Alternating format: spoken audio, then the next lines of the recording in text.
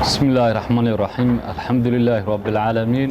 والصلاة والسلام على رسول الله وعلى آله وصحبه أجمعين. يقول الله سبحانه وتعالى: يا أيها الذين آمنوا إذا تناجيتم فلا تتناجوا بالإثم والعدوان ومعصية الرسول وتناجوا بالبر والتقوى واتقوا الله الذي إليه تحشرون. صدق الله العظيم. والصحافات dhammaan ummadda Soomaaliyeed beled iyo baadiyaba iyo nafleyda oo dhan waa ay ku diirsadeen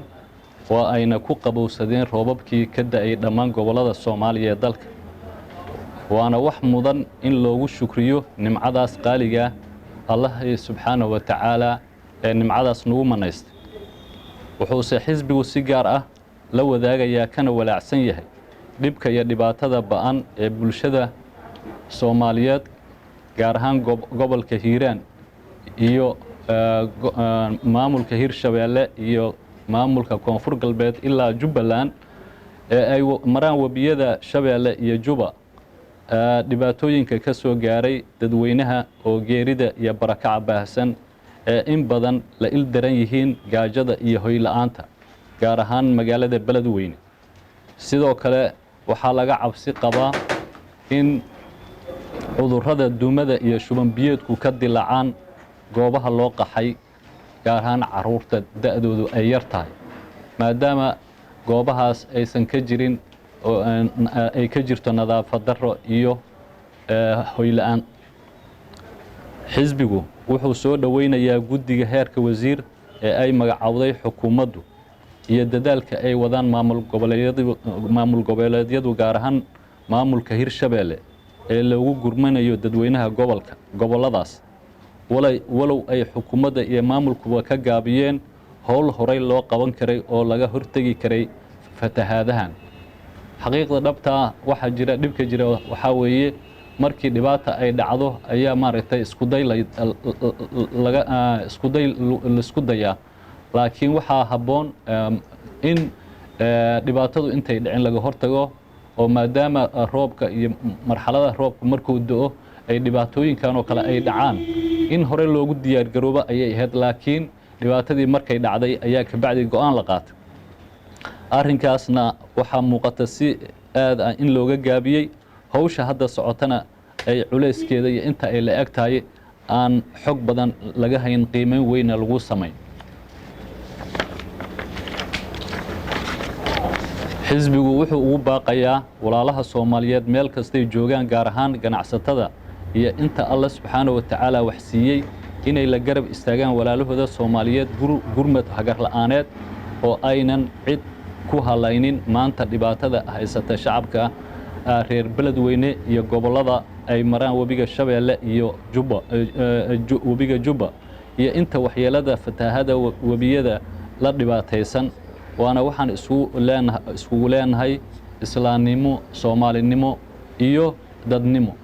waxaa in badan caado aad maqlaysaa in markastoo dhibaato ama abaara ama fatahaadan ay kala ay dhacdo in maaragtay hay'adaha loo qayliyo laakiin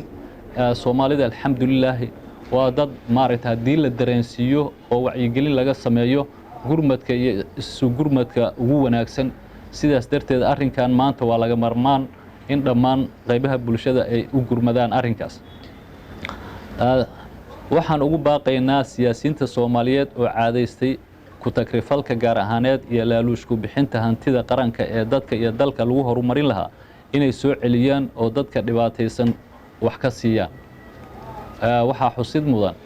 maanta taariikhda iyo maaragtay marxaladihii kala duwanaa ee xukuumadaha haddaan dib u jaleecno waan dareemi karnaa malaayiinta dollar ee lagu bixiyey ama maamul la soo dhiso oo xildhibaan maamul goboleed lagu noqdo ama xildhibaan heer federaal lagu noqdo malaayiinta dollar ee ku baxday. balse aan dib u jaleecno wax lagu bixiyey horumar dalka iyo dayactir wadooyin ama adeegii bulshada sida caafimaadka iyo waxbarashadii. arrinkaas xaqiiqda dhabta ee jirta wax la qaadan kara ma ahan, wax maaragtay loo dul qaadan kara ma ahan. heer xataa maaragtay caalamkii nagu garowsaday oo siyaasiga Soomaaliyeed wax aan dantiisa ahayn oo ka shaqeyn lagu garowsado ihaanooyin fara badan ay kala kulmaan. sidaas darteed maanta ummadda Soomaaliyeed gaar ahaan siyaasiyiinta xildhibaanada iyo qaabka ay ku yimaadeen annagoo la soconna waxay aad u bililaqaysteen hantidii maaragtay qaranka sidaas darteed si aysan cudur uga qaadin oo ilmahooda ugu naafoobin waa inay soo celiyaan hantidaas qaranka ninkii bilaabana khayrka ninkii bilaaba ayaana ajirkiisa leh waxaan ka codsanaynaa dhammaan mas'uuliyiinta qaranka kuwii hore iyo kuwa joogaba inay soo celiyaan wixii ku baxay oo ummaddu ay leedahay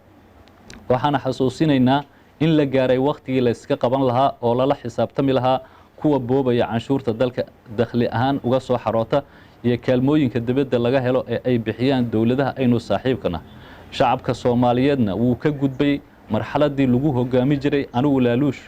ugu badan ayaan bixin karaa iyo dowlad ajnabiya ayaa isoo maalgelisay shacabku alxamdulillaah way ka dhargeen maanta waxaana rajaynayaa mustaqbalka soo socda in lagu xisaabtami doono shacabkuna ku xisaabtami doono waxqabad qofkii la yimaado oo dooran doono laakiin laaluushaan bixinayaa iyo waxbaan dhacay iyo hati qaranaan bililqaystay inaan mar dambe lagu soo dooran doonin ayaan rajaynayaa maaragtay siyaasi Soomaaliyeed ugu dambeyntii waxaan ugu baaqaynaa dhammaan ummadda Soomaaliyeed xukuumad maamul goboleed xisbiyo siyaasadeed siyaasi culumo bulshada rayidka ganacsatada iyo qaybaha kaleba in loo wada istaago isu tanaasul iscafin iyo dib u heshiisiin dhammaystiran si aynaan nimco kasta noogu noqon nabar iyo boog aan ka biskoon dalkana loogu maamulay waa xaqiiq dhaba khilaafka maanta tiga haddaan dib u jaleecno hadday tahay xukuumadda iyo maamul goboleedka waxa ka dhaxeeya bulshadii iyo meelaha la kala taagan yahay wadooyinka xiran iyo dhibaatada jirta waxaasoo idil waxay ku yimaadeen khilaafka naga dhaxeeya iyo dhibaatadana dhex taala oo annagu aan isku geysanay cadowgeena nooga faa'iideystay haddii aanan marna annagu isku tanaasul weyno oo xukuumaddu u tanaasul weyso maamul goboleedka iyo shacabkeeda maamul goboleedku xukuumadda dhexe u tanaasuli waayo shacabkuna maaragtay oo ka heli waayo waxqabad iyo adeeg bulsho maamul goboleedyada iyo xukuumadda shacabkuna taageero ma siinayo maamul goboleedkii iyo xukuumadda sidaas darteed waxaa xaqiiq ah cid walbaba maanta in dhibaatadu ay gaartay loona baahan yahay inaan dib iskugu soo laabanno dib iskugu tanaasulno khayraadka iyo nimcada ilaahay nagu manaystana aan si wada jir oo cadaalad ku dhisan u wada qaybsanno way nagu wada filan tahay dalkeennuna waa dal hodan ku ah khayraad fara badan oo ay dowlado kale iyo shucuub kale nala wadaagay waa mahadsantiin assalaamu calaykum waraxmatullahi